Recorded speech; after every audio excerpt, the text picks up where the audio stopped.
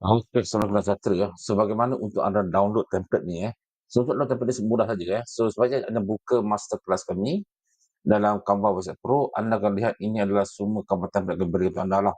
Yang di bawah ni adalah kami berikan cara percuma untuk anda, okey. So, anda hanya perlu contoh anda klik ni Winning S Mockup ni, anda klik di sini saja dan anda download dan download anda dapat ini Winning S ni, anda klik. So, ini adalah template untuk website yang kami berikan untuk anda lah.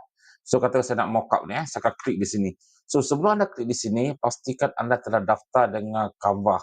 Tak kisah Canva free atau Canva Pro. Canva free boleh pakai no worry about that So, kena klik di sini Canva di sini, dia automatic akan bawa anda ke bahagian ni, free guide ini. Okay.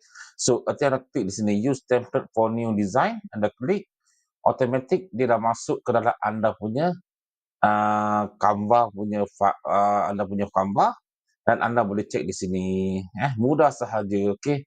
So, kita cek.